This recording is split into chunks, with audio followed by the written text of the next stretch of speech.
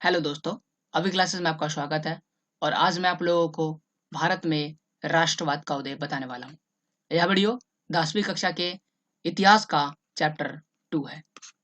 यह वीडियो पूर्ण रूप से एनसीईआरटी पर आधारित है, यानी कि अगर आप किसी भी बोर्ड से हैं और आपके बोर्ड में एनसीईआरटी की बुक चलती है तो यह वीडियो आपके लिए महत्वपूर्ण है। एक ही वीडियो में मैं पूरा अध्याय खत्म करने वाला हूँ, यानी कि आपको इसके लिए दूसरे पार्ट खोजने की जरूरत नहीं है वीडियो लेक्चर के लिए। और हो सकता है क्वेश्चन आंसर के लिए मैं अलग पार्ट लेकर आऊँ। तो आइए वीडियो में बढ़ते हैं। और इतिहास के विषय में एक चीज हमेशा याद रखिएगा कि इतिहास को कभी भी रटा नहीं जा सकता है, इतिहास को समझा जा सकता है। तो आइए हम लोग इतिहास को समझने की कोशिश करते हैं। यूरोप में राष्ट्रवाद के चलते ही पूरे विश्व में राष्ट्रवाद की भावना फैली और भारत में भी राष्ट्रवाद आया। तो इसकी शुरुआत भारत में राष्ट्रवाद का परिचय से करते हैं। हम लोग पहले समझते हैं कि भारत का अगर इतिहास देखा जाए तो बहुत ही बड़ा है इतिहास का रूप।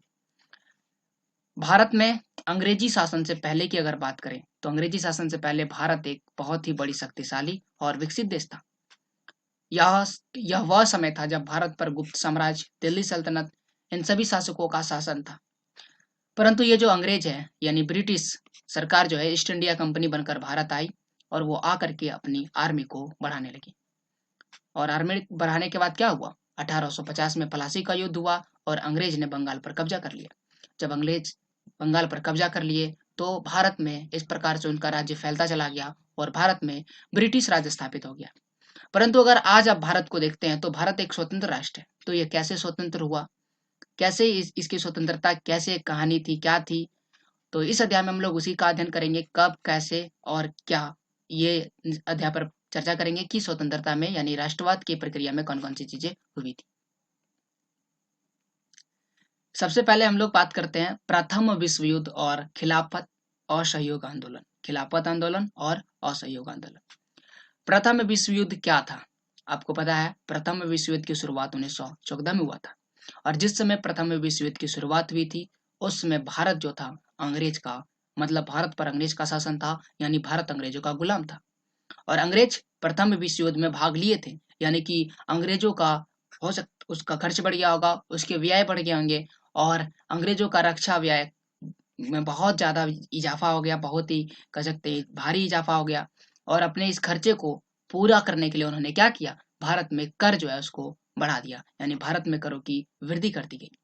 और भारत में जब करों की वृद्धि कर दी गई तो क्या हुआ, यहाँ पर सीमा शुल्क बढ़ाया गया तथा कह सकते हैं कि आयकर प्रारंभ किया गया, जिससे भारतीयों को बहुत ही ज्यादा कह सकते हैं बहुत ही भारी समस्या का सामना करना पड़ा।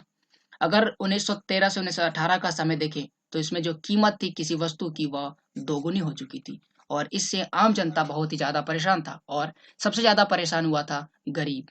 तो क्या इतना ही सीमित था? नहीं, और भी कुछ काम किए थे अंग्रेजों ने। क्या किए थे, यहाँ पर जबरन भर्ती शुरू कर दिया था, यानी कि सिपाहियों में जबरदस्ती भर्ती किया जा रहा था। किस लिए? ताकि यहाँ से सेना को ले जाया जा सके और प्रथम विश्व युद्ध यूरोप में हो रहा था वहां पर उसको लड़ाया जा सके। यह वही समय था जब इन सभी समस्याओं के साथ साथ भारत में फसल भी बर्बाद हो चुकी थी। 1918 से 1919 के समय में फसल बर्बाद हुआ, 1920 से 1921 के समय में फसल बर्बाद हुई। तो इस प्रकार से दूसरी, ये तो वह बात हो गई कि खजूर मतलब कि आसमान से गिरा और खजूर पे अटका। तो पहले तो यहाँ पर समस्या है, कर बढ़ चुका है, जबरन भर्ती चल रहा है और ऊपर से फसल भी बर्बाद हो चुकी है, जिससे खाने की सामग्री जो थी वह भारी कमी आ गई। और एक और समस्या आ गई थी, वह था फ्लू की महामारी। और इस प्रकार से इन दोनों समस्या, फसल बर्बाद होने के कारण और फ्लू की महामारी के कारण बहुत सारे लोग जो थे वो मारे गए थे। लगभग 120 से 130 लाख लोग मारे गए थे। अगर 1921 की जनगणना, ये जो 120 और 130 लाख लोगों की बात की गई, ये 1921 की जनगणना के मुताबिक बताया गया था। लेकिन अभी भी लोगों में उम्मीद था। क्या थी उम्मीद? कि अगर युद्ध खत्म होगा, प्रथम युद्ध विश्व युद्ध चल रहा था, वह खत्म होगा और खत्म होने के बाद जो जो भी मुसीबतें हैं, जो भी समस्याएं हैं, वो सारा खत्म हो जाएगा। लेकिन ऐसा कुछ भी नहीं हुआ। तो क्या हुआ? क्या यहाँ के लोग शांत रहे? जी नहीं, उन्होंने कुछ तो कदम उठाया होगा। तो आइए हम लोग देखते हैं कि भारतीय ने क्या कदम उठाया था। तो भारत में महात्मा गांधी का आगमन होता है और भारत में आता है सत्याग्रह। तो सत्याग्रह का विचार प्रारंभ करते, कहानी सत्याग्रह के विचार से। महात्मा गांधी पहले दक्षिण अफ्रीका में थे और दक्षिण अफ्रीका से 1915 में भारत लौटे। वहां जब दक्षिण अफ्रीका में महात्मा गांधी थे तो वहां उन्होंने एक नए तरह के जन आंदोलन के रास्ते दक्षिण अफ्रीका के नस्ल भेदी सरकार से सफलतापूर्वक लोहा लिया था। यानी कि दक्षिण अफ्रीका में नस्ल भेदी सरकार थी, वो नस्ल के आधार पर वहां पर भेदभाव कर रहे थे और इसके खिलाफ महात्मा गांधी ने आंदोलन किया था, जन आंदोलन, और उसमें सहयोग किया था। और इस आंदोलन का नाम क्या था? इस आंदोलन का नाम था सत्याग्रह। तो महात्मा गांधी जब भारत आए तो अपने साथ उन्होंने सत्याग्रह को लेकर आए और उन्होंने कई स्थानों पर सत्याग्रह आंदोलन चलाया। तो कहाँ कहाँ पर चलाए थे? आइए अब हम लोग सत्याग्रह आंदोलन के विषय में चर्चा करते हैं। सत्याग्रह का पहला आंदोलन 1916 भारत में महात्मा गांधी 1915 में आए और उन्होंने 1916 में पहला सत्याग्रह आंदोलन चलाया। कहाँ पर? बिहार में, बिहार के चंपारण जिला में। तो यहाँ पर किस लिए चलाया गया था? यहाँ पर जो किसान था, किसानों का जो संघर्ष था, वो संघर्ष किस लिए था? दमनकारी बागान व्यवस्था। यहाँ पर बागान था और बागान की व्यवस्था बहुत ही ज्यादा दमनकारी थी। क्या थी व्यवस्था? जो बागान होता है, किसी भी तरह का बागान हो, उस बागान को चार दीवारी से घेर दिया जाता था और जो भी व्यक्ति इस बागान के अंदर आता था उसे बाहर जाने की इजाजत नहीं थी।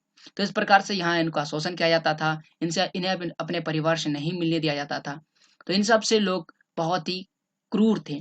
तो इसी के खिलाफ उन्होंने यहाँ पर आंदोलन चलाया, बागवानी व्यवस्था के खिलाफ। तो ये पहला आंदोलन था, चंपारण सत्याग्रह आंदोलन 1916।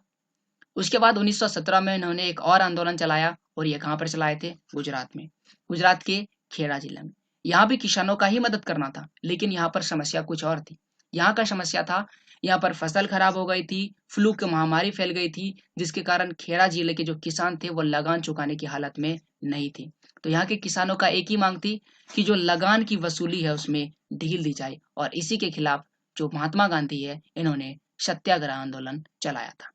तो ये दो आंदोलन हमने पढ़ा। अब तीसरा जो सत्याग्रह आंदोलन है वो अहमदाबाद में चलाया गया था और ये अहमदाबाद में किस लिए? सूती कपड़ा कारखानों के मजदूरों के बीच चला था।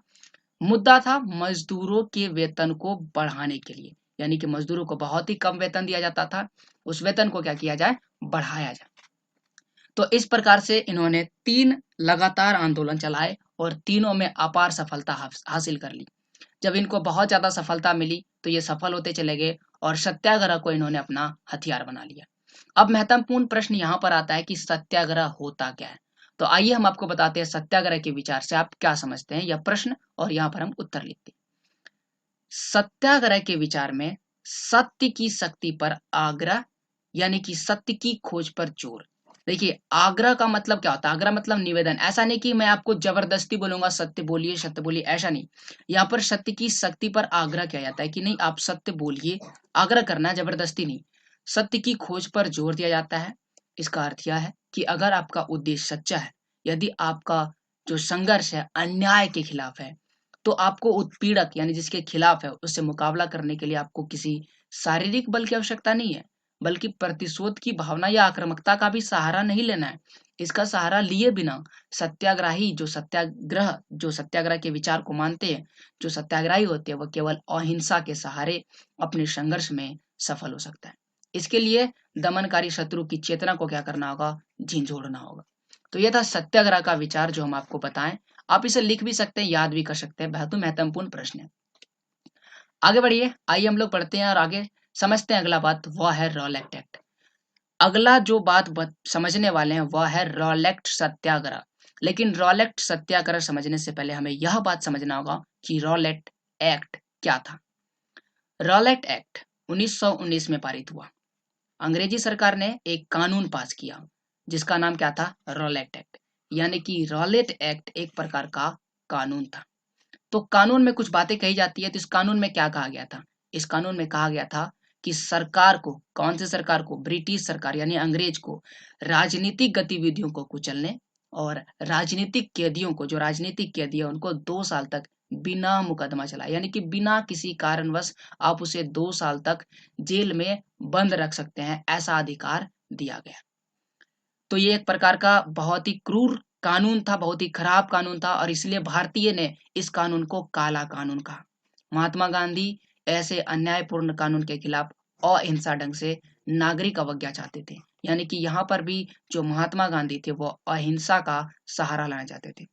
बहुत बच्चे हिंसा और अहिंसा में कंफ्यूज रहते हैं। मैं आपको 2 मिनट बताना चाहता हूँ।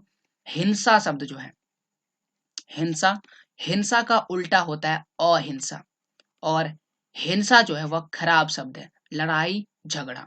तो लेकिन अहिंसा का मतलब होता है शांति, यानी कि शांति से किसी बात को समझना, सत्य के मतलब कि लड़ाई झगड़ा नहीं करना। तो ये होता है अहिंसा। आपको भले ही यह सत्य और असत्य की तरह आपको लग सकता है कि यह जो असत्य है यह तो गलत है, असत्य, तो असत्य या तो गलत शब्द है क्योंकि इसमें अ लगा है, लेकिन यहाँ पर अ लगने के बाद ये अच्छा वाला शब्द बन जाता है। अहिंसा का मतलब होता है लड़ाई झगड़ा नहीं करना। तो ये आप माइंड में सेट रखिएगा, हिंसा गलत चीज है और अहिंसा सही चीज है। तो इसके खिलाफ महात्मा गांधी ने अहिंसा ढंग से नागरिक अवज्ञा चाहते थे और इसके लिए उन्होंने क्या किया, रॉलेट सत्याग्रह पारित किया। तो इस प्रकार से हमने चौथा सत्याग्रह की बात की है। तो याद रखिएगा महात्मा गांधी का यह चौथा सत्याग्रह था। तो यह जो सत्याग्रह था 6 अप्रैल को प्रारंभ कर दिया गया। इसमें क्या क्या किया गया था, आइए। जब भी कोई आंदोलन चलता है तो उसके पीछे कुछ कुछ कामें होती है। तो ये एक बड़ा कानून था और इसके खिलाफ में बहुत ही बड़ा काम किया गया था। तो रॉलेट सत्याग्रह के विरोध में लोगों ने क्या किया, लोगों ने दुकानें बंद कर दी, जितने भी दुकानें थे वो बंद कर दिया गया। लोगों ने रैली निकाले गए, जुलूस का आयोजन किया गया और जितने भी लोग भारतीय थे वो हड़ताल पर चले गए। अमृतसर एक जगह का नाम है, वहां पर बहुत सारे स्थानीय नेताओं को क्या कर लिया गया, हिरासत में ले लिया। ये तो बहुत बड़ी घटना हो गई। यानी कि जब ये सारे जो हड़ताल होने लगे तो बहुत सारे लोगों को क्या कर लिया गया, हिरासत में ले गया। गांधी जी जो थे उनको दिल्ली में प्रवेश करने पर पाबंदी लगा दी गई। और 10 अप्रैल की घटना है, 10 अप्रैल को पुलिस ने क्या किया, अमृतसर में एक शांतिपूर्ण जुलूस पर गोली चला दी। बिना कुछ, शांति से यह जुलूस जा रहा था, विरोध कर रहा था, इस पर क्या कर दिया, गोली चला दिया। तो देख सकते हैं कि सत्याग्रह के विरोध में क्या क्या बातें हो रही थी। और इस प्रकार से जब उन्होंने गोलियां चला दी तो क्या लोग शांत रहेंगे, जी नहीं, लोग और क्रूर हो गए और लोगों ने क्या किया, डाकघरों, बैंकों, रेलवे स्टेशनों आदि पर हमले करने प्रारंभ कर दिए और स्थिति बहुत ही बेकाबू हो गया। और इस स्थिति पर काबू पाने के लिए अंग्रेजी सरकार क्या कर रही थी, अंग्रेजी सरकार ने मार्शल लॉ लागू कर दिया। मार्शल लॉ क्या होता है, मार्शल लॉ में जो मिलिट्री होता है, मिलिट्री के सबसे उच्च पद, यानी कि आप सोच लीजिए मिलिट्री का सबसे उच्च पद जिसके पास भी होगा, सबसे बड़ा ऑफिसर जो भी होगा, उसको जो होता है ना सरकार का मुख्य बना दिया जाता है। आप मान के चलिए कि सरकार की जितनी भी शक्ति है वो किसके पास आ गया, मिलिट्री के पास आ गया। मिलिट्री का जो सबसे उच्च पद है वो जो कहेगा वही चीज होगा और इसे ही क्या बोला जाता है, मार्शल लॉ कहा जाता है। और उस समय जो मिलिट्री का सबसे उच्च पद था जनरल, वो किसके हाथ में था, जनरल डायर के हाथ में था और जनरल डायर ने उस समय यह पद संभाला। तो ये आप समझ सकते हैं कि सत्याग्रह का आंदोलन रॉलेट एक्ट से शुरू हुआ और कहां पर पहुंच गया है, मार्शल लॉ तक पहुंच गया है। लेकिन यहाँ खत्म नहीं होता है, यहाँ पर एक घटना घटती है जिस घटना का नाम है जालियांवाला बाग हत्याकांड। महत्वपूर्ण बात है, आइए जालियांवाला बाग हत्याकांड पर हम लोग समझते हैं क्या बातें हुई थी। जालियांवाला बाग, आप याद रखिएगा हमेशा कि जालियांवाला बाग एक स्थान का नाम है जो कहां पर पड़ता है, अमृतसर में पड़ता है। अमृतसर पंजाब में है वर्तमान। घटना 13 अप्रैल 1919 की है। जालियांवाला बाग में वैसाखी का मेला देखने के लिए लोग जुटे थे। यह जो मैदान था, यह जो जालियांवाला बाग था, मैदान था, यह चारों तरफ से बंद था। बंद, बंद का मतलब ऐसा थोड़े है पेक है। अगर कोई भी चार दीवारी बनाता है तो उसमें कुछ दरवाजे रखता है ना, तो बंद मतलब पूरी तरह से बंद नहीं था, इसमें कुछ दरवाजे थे। और यह जो मैदान था यह पूरी तरह से शहर से बाहर था और शहर से बाहर होने के कारण वहां जुटे लोगों को यह पता नहीं था कि इलाके में, यानी कि इस इलाके में भी मार्शल लॉ लागू किया जा चुका है।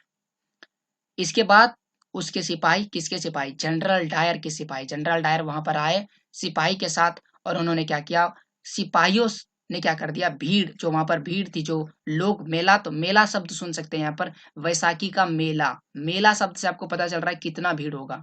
तो मेला यानी कि इस भीड़ में क्या कर लिया, अंधाधुंध गोलियां चला दी गई। तो इस प्रकार से इस घटना में बहुत सारे जो भारतीय थे वो मारे गए, बहुत सारे जो लोग थे वह घायल हो गए और बहुत सारे लोग जो थे, वहां पर एक कुआं बोला जाता है कि जालियांवाला बाग में एक कुआं था और उस कुएं में लोग सोच रहे थे कि जान बचाने के लिए कुएं में कूद पड़े। तो इस कुएं में लोग कूद पड़े थे, लेकिन कुआं में कह सकते हैं उसमें भी उनकी मौत हो गई।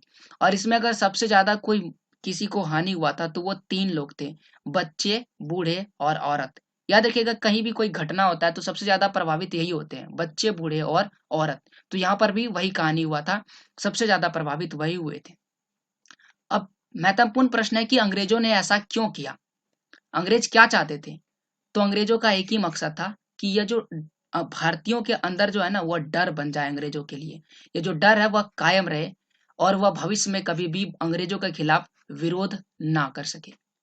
परंतु भारतीय ने जितने भी कह सकते हैं सरकारी इमारत था उन पर हमला करना शुरू कर दिया, और कह सकते हैं जनता जो है और क्रूर हो गई और वो और ज्यादा विरोध करने लगी, और जो लोग थे वह हिंसा पर उतर आए, हिंसा करने लगे। और महात्मा गांधी किसके किसके खिलाफ थे? अहिंसा के खिलाफ थे। माफ कीजिए, अहिंसा के साथ थे, खिलाफ नहीं, हिंसा के खिलाफ थे।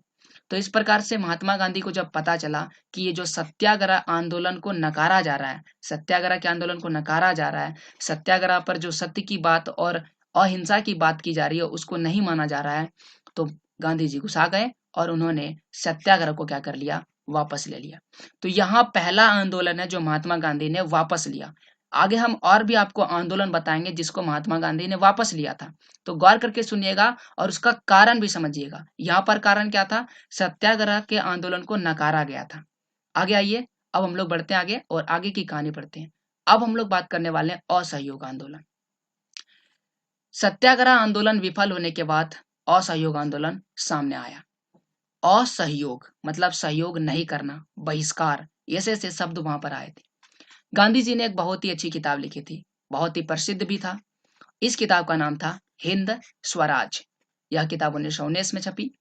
महात्मा गांधी ने कहा था कि भारत में ब्रिटिश शासन भारतीयों के सहयोग से ही स्थापित हुआ था। इस किताब में महात्मा गांधी ने लिखे थे, और यह शासन इसी सहयोग के कारण चल पा रहा है।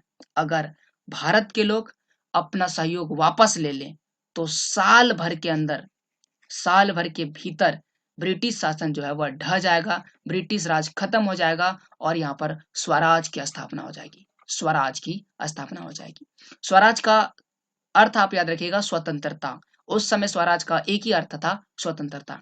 तो इस प्रकार से महात्मा गांधी ने जो किताब लिखी, इसी आधार पर महात्मा गांधी ने क्या किया, एक नए आंदोलन का रूप दिया, और उस आंदोलन का नाम क्या था? असहयोग आंदोलन। और इसी सोच के साथ महात्मा गांधी ने असहयोग आंदोलन की शुरुआत कर दी।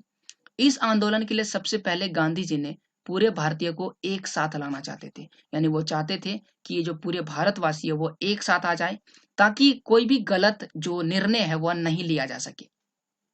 इसके लिए सबसे पहले वहां पर पहला मुद्दा था हिंदू हिंदू और मुस्लिम को एक करना, और इसके लिए उन्होंने हिंदू हिंदू मुस्लिम को एक करने के लिए एक महत्वपूर्ण कदम उठाया, और वह था मोहम्मद अली और शौकत अली से मिलना।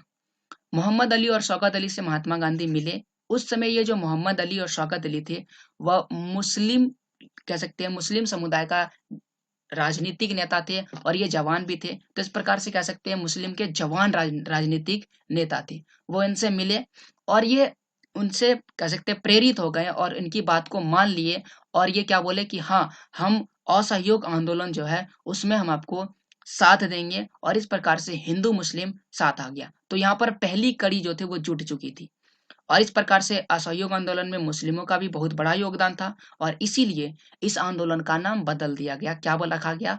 असहयोग खिलाफत आंदोलन। खिलाफत आंदोलन क्यों कहा जाता है, खिलाफत शब्द का प्रयोग क्यों किया जाता है? तो जिस समय यह कह सकते हैं आंदोलन चल रहा था, उस समय जो खलीफा है वह इस्लामिक विश्व का मुख्य था, और इसीलिए यहाँ पर खिलाफत शब्द का प्रयोग किया गया है। तो ये आप समझ सकते हैं, असहयोग आंदोलन का केवल परिचय दिए हैं कि असहयोग आंदोलन क्यों क्या है और असहयोग आंदोलन को खिलाफत आंदोलन क्यों कहते हैं। अब हम लोग मुख्य मुद्दा पर आते हैं कि असहयोग आंदोलन में क्या क्या चीज हुआ था। असहयोग आंदोलन जिस प्रकार महात्मा गांधी चाहते थे वैसा नहीं हो पाया। असहयोग आंदोलन जनवरी 1921 में महात्मा गांधी ने मोहम्मद अली और शौकत अली ने मिल करके प्रारंभ कर दिया।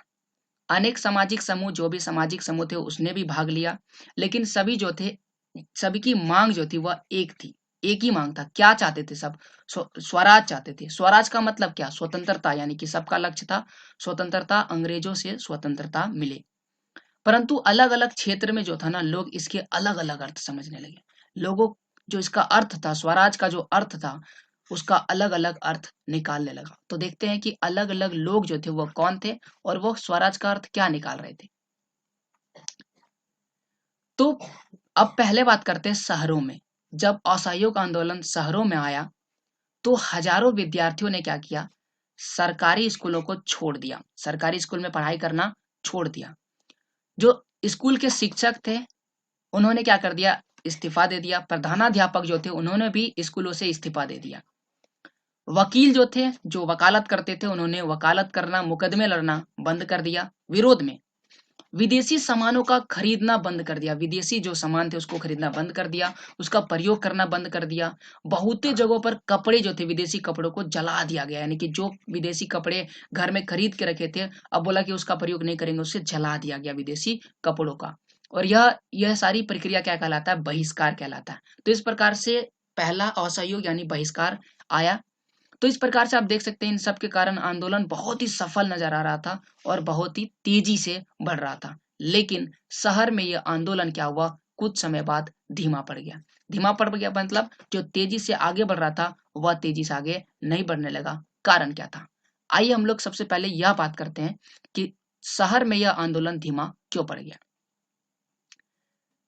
इसके कई कारण, लेकिन दो प्रमुख कारण है। सबसे पहला चीज है कि लोगों ने जब विदेशी कपड़े जला दिए, विदेशी सामानों का खरीदना बंद कर दिया, तो यहाँ पर एक नई समस्या आ गया। यहाँ के जो वस्तुएं थे, जैसे कि खादी कपड़ा की बात करें तो ये बहुत ही ज्यादा महंगा होता था, जिससे लोग इसको नहीं खरीद पाते थे। और अंततः लोगों ने विदेशी कपड़ा जो खरीदना है वह प्रारंभ कर दिया। तो इस प्रकार से पहली जो बात थी वह फेल मरा गई। दूसरी देख सकते हैं, यहाँ पर वैकल्पिक संस्था की स्थापना की प्रक्रिया बहुत ही धीमी थी। मतलब क्या हुआ? यहाँ पर वैकल्पिक संस्थाओं मतलब लोगों ने स्कूल को छोड़ दिया। यहाँ पर दूसरा स्कूल था क्या? भारतीय सरकारी स्कूल था क्या? नहीं था। बच्चे ने पढ़ना, जो विद्यार्थी थे उन्होंने स्कूल जाना छोड़ दिया, तो उसके पास दूसरा विकल्प होना चाहिए ना, कि वो कहाँ पर पढ़ाई करने जाए। ऐसा नहीं था। तो ये सारी चीज नहीं होने के कारण जो शिक्षक थे, जो विद्यार्थी थे, वह स्कूलों में लौटने लगे, यानी कि जिस स्कूल को उन्होंने छोड़ दिया था वहां पर फिर से पढ़ाई शुरू कर दिया। जो वकील थे वो दोबारा अदालतों में दिखाई देने लगे, यानी कि वकील ने भी क्या कर लिया? वहां पर कह सकते हैं अदालतों में जो वकालत करना प्रारंभ कर दिया। तो इस प्रकार से यहाँ पर हम लोग देखें शहर में आंदोलन कैसा था? तेजी फैल रहा था, लेकिन यहाँ पर धीमा हो गया। तो हम लोग तेजी और धीमे होने के कारण भी पढ़ लिए। आइए अब हम लोग दूसरे स्थान पर जाते हैं। शहर के बाद हम लोग जाते हैं ग्रामीण इलाकों में। ग्रामीण इलाकों में भी असहयोग आंदोलन बहुत ही तेजी से फैला। ग्रामीण इलाकों में विद्रोह भी हुआ था। क्या हुआ था? भारत में ज्यादातर लोग खेती करने का काम करते हैं। तो ब्रिटिश काल में किसानों और मजदूरों को यह काम बेगार में करना पड़ता था। बेगार मतलब इसके लिए आपको कोई पैसा नहीं दिया जाएगा, यानी काम तो करेंगे आप, लेकिन उसके बदले में आपको पैसे नहीं मिलेंगे। आइए अब हम लोग आगे बढ़ते हैं। तो अवध के बाबा रामचंद्र तथा जवाहरलाल नेहरू ने किसानों के नेतृत्व में अवध किसान सभा का गठन किया, जिसमें उन्होंने मांग किया। क्या क्या मांग किया था? बेगार व्यवस्था को खत्म किया जाए, इस अवध किसान सभा में बोला गया था। लगान को कम किया जाए, और जो जमींदार है, दमनकारी जमींदार, यानी कि वैसे जमींदार जो क्रूरता से व्यवहार करते हैं, उसका सामाजिक बहिष्कार किया, यानी कि समाज से उसे निकाला जाए, यानी जमींदार की ये जो हैसियत है इसे खत्म किया जाए। तो इस प्रकार से ग्रामीण की यह स्थिति थी। ग्रामीण में सभी लोग खेती करते थे और यह खेती का काम बेगार में करना पड़ता था। और जब ये बेगार में करना पड़ता था तो वहां पर दो आदमी आए, बाबा रामचंद्र और जवाहरलाल नेहरू।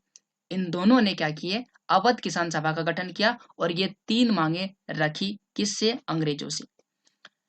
जब असहयोग आंदोलन प्रारंभ हुआ तो इन लोगों को क्या लगा कि ये मेरी जो मांगे है वह पूरी हो चुकी है, जबकि ऐसा हुआ नहीं था। जब असहयोग आंदोलन की शुरुआत की गई तो अनेक आदिवासी किसानों ने महात्मा गांधी के संदेश और स्वराज के विचार को कुछ और ही मतलब निकाला, कुछ और ही मतलब निकाल लिया।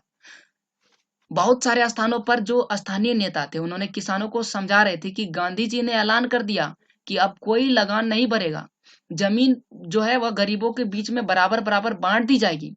परंतु गांधी जी ने ऐसा कुछ भी नहीं कहा था।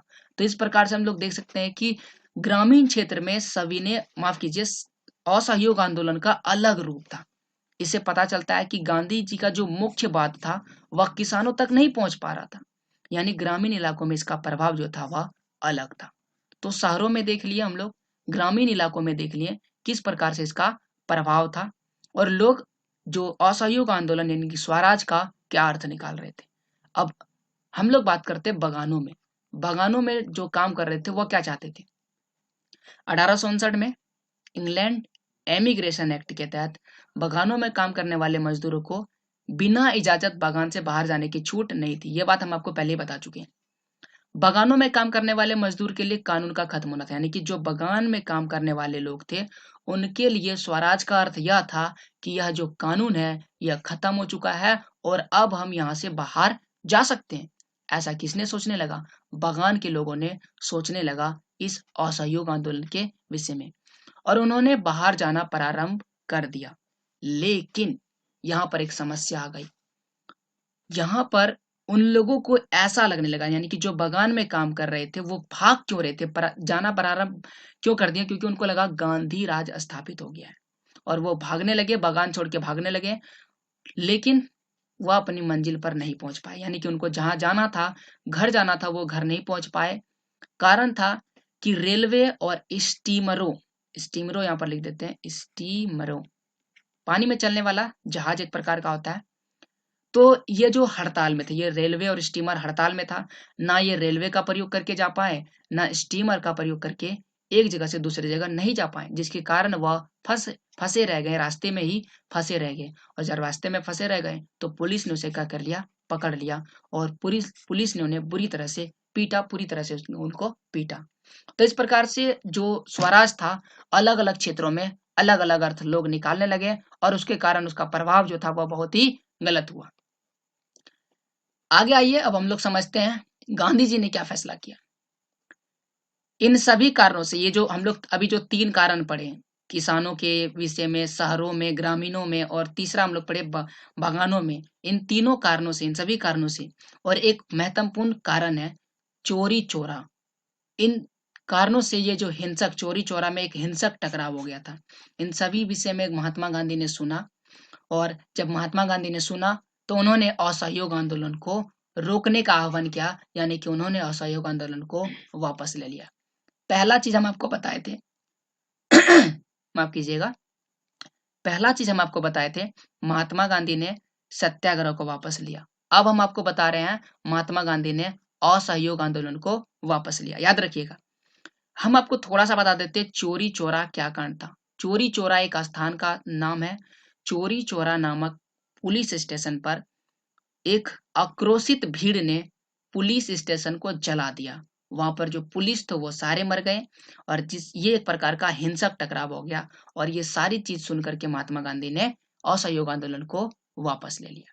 अब क्या, अब महात्मा गांधी ने यह निर्णय लिया कि अब किसी भी प्रकार का आंदोलन अगर हम करेंगे तो सबसे पहले लोगों को समझाएंगे, उसके विषय में पढ़ाएंगे, आंदोलन का लक्ष्य बताएंगे, आंदोलन का लक्ष्य क्या है, और आंदोलन को किस तरीके से करना है वो तरीका बताएंगे, क्षेत्र बताएंगे, कहाँ तक आंदोलन करना है, ये सारे चीज बताएंगे। इसके अलावे कुछ विषय और भी है जिसके विषय में बताएंगे, और उसके बाद आंदोलन को प्रारंभ करेंगे। तो ये महात्मा गांधी ने निर्णय लिया। तो आपको उम्मीद करते हैं असहयोग आंदोलन समझ में आया होगा। आइए हम लोग आगे बढ़ते हैं, और अब हम लोग अगले टॉपिक पर पढ़ते हैं, और वह है सविनय अवज्ञा आंदोलन। जब सत्याग्रह आंदोलन फेल हो गया, असहयोग आंदोलन फेल हो गया, तो महात्मा गांधी ने सविनय अवज्ञा आंदोलन की ओर रुख किया। सविनय अवज्ञा आंदोलन, जैसा कि हमने पढ़ा कि फरवरी 1922 में महात्मा गांधी ने असहयोग आंदोलन को वापस ले लिया, परंतु बहुत सारे भारतीय ने कहा कि हमें ब्रिटिश का विरोध करना है, ब्रिटिश का विरोध रोकना नहीं है, क्योंकि रोकेंगे तो स्वतंत्रता हासिल नहीं हो पाएगी। इसके लिए हम एक काम और करते हैं। क्या करते हैं, प्रांतीय परिषद में चुनाव में जो हिस्सा ले लेते हैं, और इसके लिए इसमें हिस्सा लेना होगा, और इसके लिए आगे बढ़े। CR दास और मोतीलाल नेहरू, इन दोनों ने मिलकर 1922 में स्वराज पार्टी का गठन किया। लेकिन इनके विरोध में 2 आदमी आ गए, जवाहरलाल नेहरू और सुभाष चंद्र बोस और इसके सहयोगी। ये जो थे इस पार्टी में नहीं साथ आए।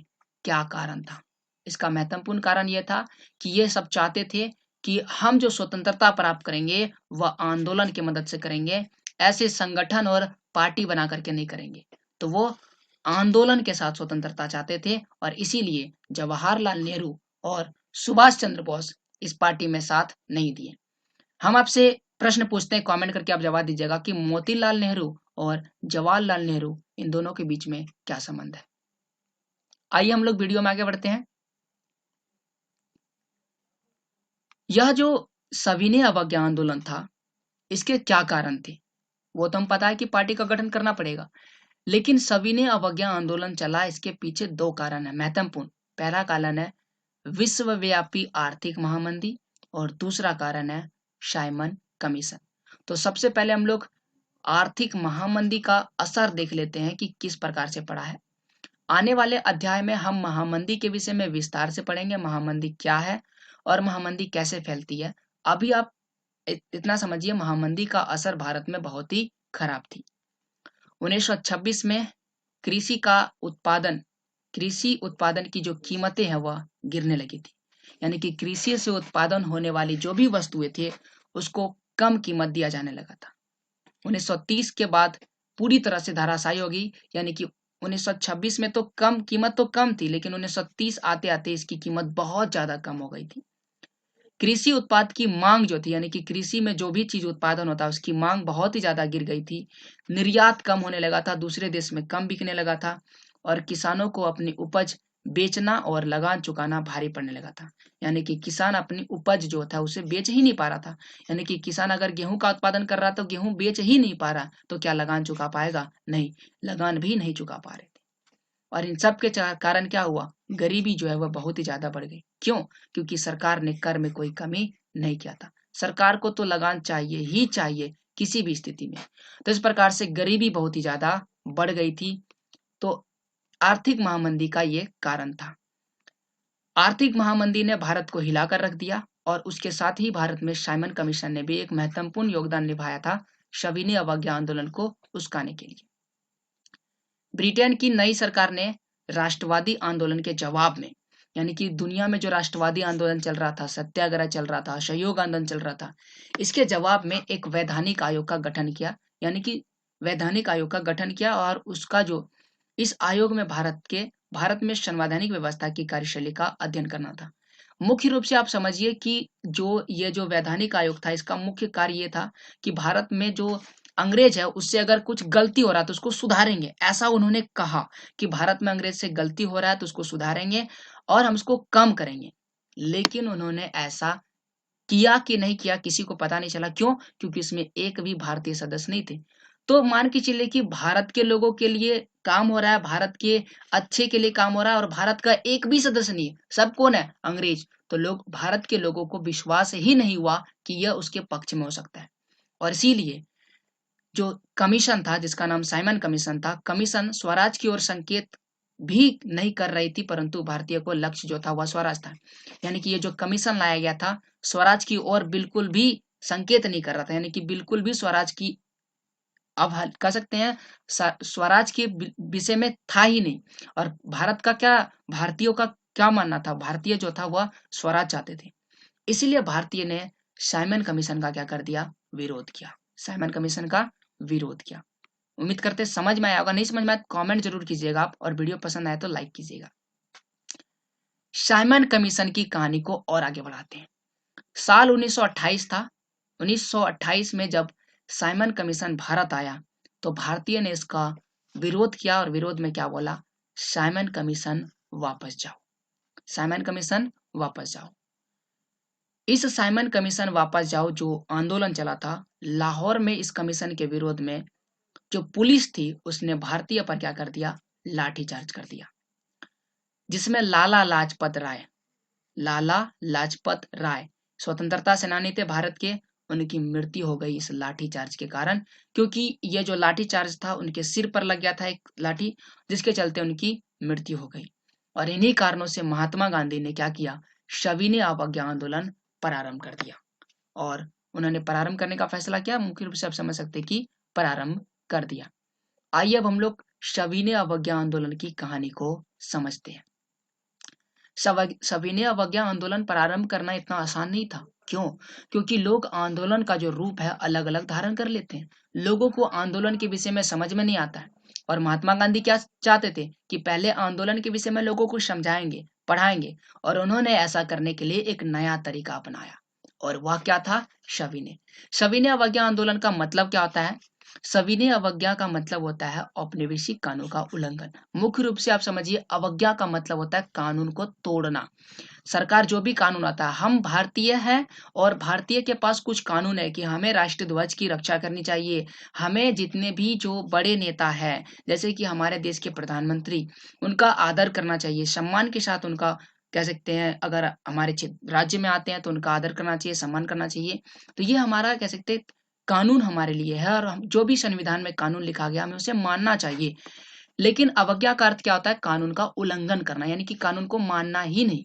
और महात्मा गांधी ने यही तरीका अपनाया।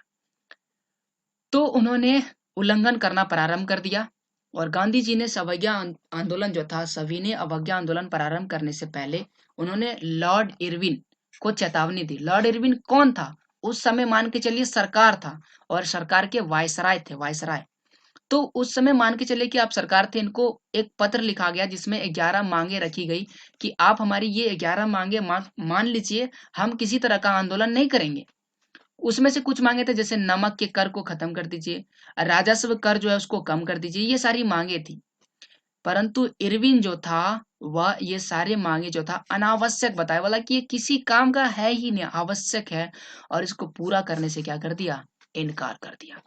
तो इस प्रकार से महात्मा गांधी सविनय अवज्ञा आंदोलन की ओर आगे बढ़े। और महात्मा गांधी फिर से एक बार गांधी जी ने पत्र लिखा, और उन्होंने इस बार पत्र में कुछ और शब्द जोड़ा। क्या बोला? कि अगर 11 मार्च 1930 तक उनकी मांगे पूरी नहीं की जाती है तो पूरे देश में सविनय अवज्ञा आंदोलन प्रारंभ कर देंगे। परंतु फिर भी इरविन झुकने को तैयार नहीं था। और अंततः क्या फैसला आया? अंततः महात्मा गांधी ने सविनय अवज्ञा आंदोलन प्रारंभ कर दिया। सविनय अवज्ञा आंदोलन प्रारंभ करने के लिए महात्मा गांधी ने एक नया तरीका अपनाया, और इसके लिए सबसे पहले महात्मा गांधी ने देश की एकता को बढ़ाना था, देश की एकता में बांधना था। यह प्रारंभ किया, यानी कि देश को पहले एकता में बांधने के लिए प्रारंभ किया। इसके लिए उन्होंने एक नया चीज चुना, हुआ था नमक। नमक को चुना। नमक कर को समाप्त करने के विषय में हम आपको पहले ही बता चुके थे कि नमक कर को समाप्त करना चाहते थे। और इस नमक को चुना क्यों? क्योंकि नमक जो है सभी लोग प्रयोग करते हैं, चाहे वह गरीब हो या वह अमीर हो, और इसके लिए दोनों को कर अदा करना था, इसलिए उन्होंने नमक चुना। सरकारी कानून के तहत कोई भी प्राइवेट कंपनी नमक नहीं बना सकती है, और महात्मा गांधी ने सबसे पहले इसी कानून को तोड़ने का फैसला किया। तो ये कानून था जिसको वो तोड़ना चाहते थे, और उन्होंने दांडी यात्रा शुरू कर दिया। आइए अब हम लोग दांडी यात्रा के विषय में थोड़ी सी जानकारी ले लेते हैं। दांडी यात्रा में क्या हुआ था? महात्मा गांधी अपने 78 विश्वस्त, यानी कि जिस पर विश्वास किया जा सके, वॉलंटियरों के साथ नमक यात्रा शुरू कर दी। यह यात्रा शुरू हुआ साबरमती आश्रम से, जो गुजरात में अहमदाबाद में पड़ता है। गांधी जी के आश्रम से, जो वहां से 240 किलोमीटर की दूरी, कहां पर? दांडी नामक गुजरात के कस्बे में जाकर खत्म हुआ था। ठीक है, नामक नामक। तो मान के चले कि आप समझ सकते हैं कि साबरमती आश्रम से कहाँ जाना है? दांडी जाना है, और यहाँ पर जाके इसको खत्म करना है। दूरी कितना था? 240 किलोमीटर। और सभी कैसे जा रहे थे? पैदल ही जा रहे थे। रास्ते में उन्होंने अपने विचारों का प्रसार किया। क्यों? क्योंकि इस बार वो चाहते थे कि यह जो आंदोलन है वह ज्यादा शक्तिशाली हो, और यही हुआ। आंदोलन धीरे धीरे बहुत ही ज्यादा शक्तिशाली होने लगा। बहुत ही अधिक मात्रा में जो था नमक कर का अवैध तरीका से बनाया गया, मतलब कि कानून को तोड़ करके बनाया गया, और सभी ने नमक पर कर देना बंद कर दिया, यानी कि नमक पर जो लगान था उसे देना बंद कर दिया। तो इस प्रकार से ये जो नमक का जो यूज किया, यानी कि नमक का जो प्रयोग किया सविनय अवज्ञा आंदोलन के रूप में, यह महात्मा गांधी जी के लिए और भारतीय के लिए बहुत ही सफल रहा। यह आंदोलन धीरे धीरे बहुत ही ज्यादा शक्तिशाली हो गया। अंग्रेजों ने इससे जुड़े सभी नेताओं को जेल में डालना प्रारंभ कर दिया। इतना ज्यादा सफल हो गया कि अंग्रेज गुस्सा गए और उन्होंने क्या कर दिया? इससे जुड़े नेताओं को जेल में डालना प्रारंभ कर दिया। क्यों? क्योंकि ताकि यह जो आंदोलन है यह रोका जा सके। परंतु अप्रैल 1930 में उन्होंने बहुत ही बड़ा काम कर दिया। अंग्रेजों ने क्या किया? महात्मा गांधी के बहुत ही बड़े साथी अब्दुल गफ्फर खान को गिरफ्तार कर लिया।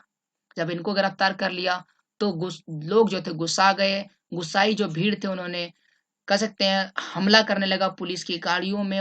उनके पास गोलियां भी थी, उनके पास सामान था, इनके पास पुलिस के पास, फिर भी वो नहीं रुके और वो सड़कों पर उतर आए।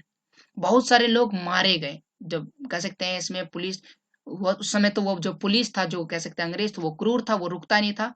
बहुत सारे लोग मारे गए। महीने भर बाद महात्मा गांधी को भी गिरफ्तार कर लिया गया। जब महात्मा गांधी को गिरफ्तार कर लिया गया, जो भीड़ था वो और आक्रोशित हो गया, आंदोलन करने वाले और भड़क गए और उन्होंने क्या किया? जितने भी अदालत कह सकते हैं सरकारी भवन था, जैसे कि अदालतें, नगर पालिका भवन, पुलिस चौकी, इन सब पर उन्होंने हमला करना शुरू कर दिया। एक घटना है, एक घटना में शांतिपूर्ण सत्याग्रह जुलूस पर जो था ना, जो औरतों और बच्चे थे उन पर हमला कर दिया अंग्रेजों ने और उनको मारा गया, पीटा गया।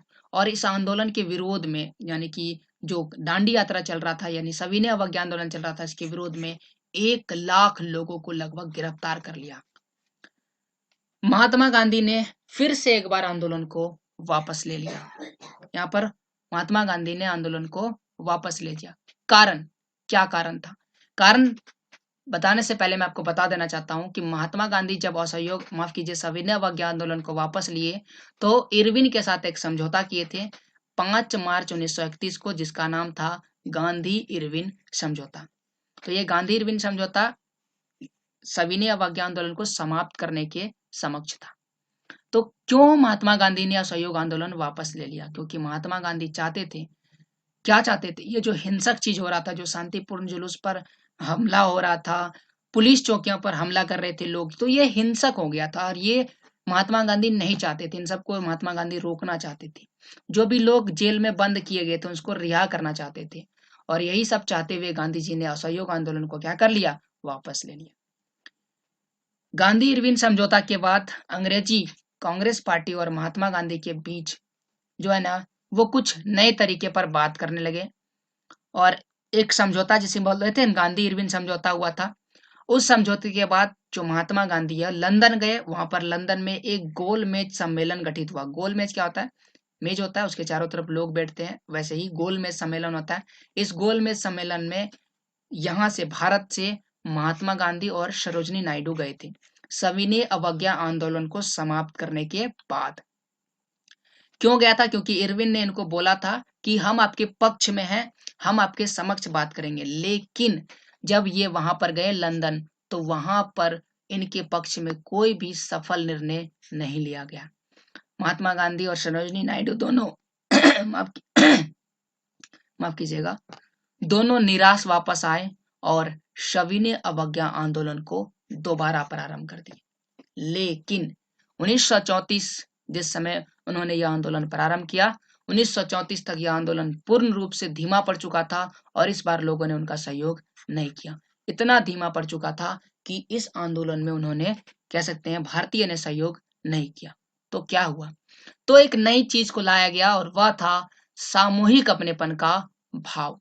तो आइए अब हम लोग बात करते हैं सामूहिक अपनेपन के भाव पर। तो ये जो सामूहिक अपनेपन का भाव उत्पन्न हुआ, इससे राष्ट्रवाद का विकास होने लगा और इस राष्ट्रवाद के विकास होने का 2 कारण है। पहला जो कारण है वह है संयुक्त संघर्ष और दूसरा कारण है सांस्कृतिक प्रक्रिया। आइए एक एक करके समझते हैं। संयुक्त संघर्ष, 19वीं और 20वीं सदी के बीच में जितने भी आंदोलन की शुरुआत की गई थी, इन सब में एक महत्वपूर्ण बात है कि सभी समुदाय मिलकर भाग ले रहे थे। जितने भी समुदाय थे सब मिलकर के भाग ले रहे थे और इस मिलकर के भाग लेने के कारण लोगों में एकता आ रहा था और इसी एकता को क्या बोला गया? संयुक्त संघर्ष। और ये बात पूरे भारत में फैल गई। तो ये समझ सकते हैं कि संयुक्त संघर्ष वो आंदोलन, वह कारण था जिसके चलते पूरे देश में क्या हुआ? राष्ट्रवाद की एक नई झलक आई और लोगों में एकता का भाव उत्पन्न होने लगा। नहीं, हम भारतीय हैं, हम लोग एक हैं और हम सबको मिलकर आजादी के लिए लड़ना पड़ेगा। तो इस प्रकार से ये एक महत्वपूर्ण भूमिका निभा रहा था। दूसरा जो था सांस्कृतिक प्रक्रिया, इसमें बहुत सारी चीज समझना है, तो गौर करके सुनिएगा थोड़ा। 20वीं सदी की बात है। 20वीं सदी में भारत में रूपक आने लगा, लोग नए नए गीत लिखने लगे, प्रतीक चिन्हों का प्रयोग करने लगा। तो ये सारी चीजों का निर्माण करने लगा और ये सभी चीजें संस्कृति से जुड़ा हुआ था। इसका निर्माण इसलिए किया जा रहा था ताकि यहाँ पर जो राष्ट्रवाद की प्रक्रिया उसमें तेजी आए, लोग राष्ट्रवाद को समझे जल्दी से जल्दी और राष्ट्रवादी प्रक्रिया में लोग जुड़े, जैसा कि यूरोप में हुआ था। यूरोप में किस प्रकार से फ्रांस में राष्ट्रवाद की भावना उत्पन्न हुई और वह पूरे किस क्षेत्र में, पूरे यूरोप में फैल गया और उसमें महत्वपूर्ण भूमिका किसने निभाया था? रूपक ने, गीत ने, प्रतीक चिन्हों ने। तो वही सेम चीज भारत में भी अपनाया गया। इसको बेहतर समझने के लिए आप चैप्टर 1 जरूर देखें। अब आता है कुछ नाम हम आपको बताने वाले, जैसे कि बंकिम चंद्र चट्टोपाध्याय। इन्होंने भारत माता की तस्वीर की छवि बनाई और वंदे मातरम के गीत को लिखा। तो भारत माता की जो रूपक यानी कि जिसे हम भारत माता कहते हैं वो इनकी ही देन है। इन्होंने ही भारत माता का रूपक तैयार किया यानी कि तस्वीर तैयार किया कि ये भारत माता है। और माता मतलब क्या होता है? हमें अपने माँ का कह सकते हैं आदर करना चाहिए, माँ की रक्षा करनी चाहिए। तो उसी प्रकार से हमने बोला कि ये जो तस्वीर है ये भारत माता की है और भारत हमारा इस प्रकार से दिखता है। तो हमें क्या करना चाहिए? हमारी मातृभूमि की रक्षा करनी चाहिए और कह सकते हैं उसे स्वतंत्र होना चाहिए, स्वतंत्रता और सुरक्षा देना उसका जो है हमारा धर्म होना चाहिए। ये उस तस्वीर की प्रमुख उद्देश्य था। उन्होंने मातृभूमि की प्रस्तुति के रूप में वंदे मातरम को लिखा गया और यह जो वंदे मातरम का गीत था इसे विभिन्न आंदोलनों में गाया गया। बाद में इसे एक कविता यानी इसे गीत के रूप में बदल दिया गया। ये एक प्रकार की कविता थी वंदे मातरम और इसे एक गीत के रूप में बदल दिया गया और बाद में यह हमारा राष्ट्र गीत घोषित किया गया।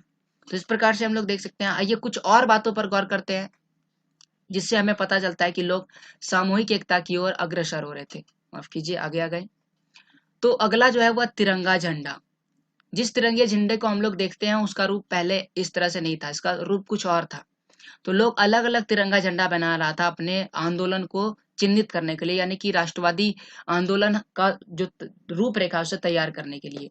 अगर कहीं इस तरह का तिरंगा झंडा दिख जाता था तो इससे लोगों को चलता था कि नहीं, राष्ट्रवादी आंदोलन जो शुरू हो चुका है इसमें हमें भाग लेना चाहिए। बात करते हैं बंगाल के समय में। बंगाल में जब स्वदेशी आंदोलन चल रहा था तो वहां पर तिरंगा झंडा लहरा गया था, लेकिन यह तिरंगा झंडा कैसा था? इसमें हरा रंग था, पीला रंग था और लाल रंग था। और इसमें कुछ और चीजें था, इसमें कमल का फूल था, वह भी 8 था। और 8 कमल का फूल इसलिए था क्योंकि 8 प्रांतों में जो भारत में ब्रिटिश जो था ना वह 8 प्रांतों में प्रतिनिधित्व कर रहा था और इसी को दर्शाने के लिए 8 कमल का फूल दर्शाया गया था कि हमें इन इन क्षेत्रों में स्वतंत्रता चाहिए, इन इन देशों में स्वदेशी आंदोलन, इन इन क्षेत्रों में स्वदेशी आंदोलन चलाना है और राष्ट्रवाद की भावना को फैलाना है। और उस झंडे में एक और चीज था, वह था अर्धचंद्र, माफ कीजिए, अर्धचंद्र मतलब आधा चंद्रमा।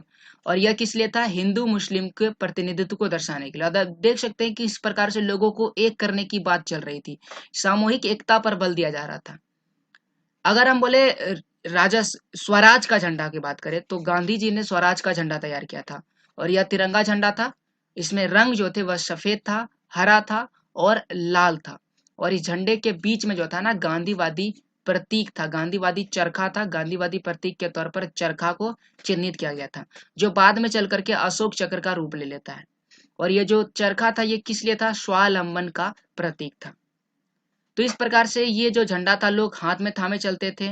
शासन के प्रति अवज्ञा यानी कि जो शासन है उसका कानून नहीं मानेंगे उसके विरोध में संकेत के रूप में इसका प्रयोग करता था। तो ये विभिन्न प्रतीक और रूपक कह सकते हैं था उस समय जो सामूहिक पहचान को बल दे रहा था और स्वतंत्रता की धार को आगे बढ़ा रहा था। तो इस प्रकार से भारत में और भी कई स्वतंत्रता आंदोलन चले, बहुत सारे आंदोलन चले और अंततः भारत क्या हुआ? आजाद हो गया और आज हम आजादी के साथ जी रहे हैं। तो यह था इस वीडियो का पूरा संक्षिप्त वर्णन जो हम आपको बताएं। तो यहाँ पर यह वीडियो समाप्त होता है। उम्मीद करते हैं आपको पसंद आया होगा। अगर आपको वीडियो पसंद आया तो प्लीज़ लाइक करें और आप हमारे चैनल को सब्सक्राइब कर सकते हैं। और आपको किसी भी तरह का समस्या है तो आप हमें ज़रूर कमेंट करें कि क्या समस्याएं आपको हो रही है, हम उसका वर्णन करेंगे आपके लिए, हम आपको उसका एक्सप्लेनेशन देंगे। सब्सक्राइब करना ना भूलें चैनल को। आने वाले वीडियोस में हम बेहतर एक्सप्लेनेशन और करने की कोशिश करेंगे। अभी तक के लिए इतना ही। जय हिंद, जय भारत, वंदे मातरम।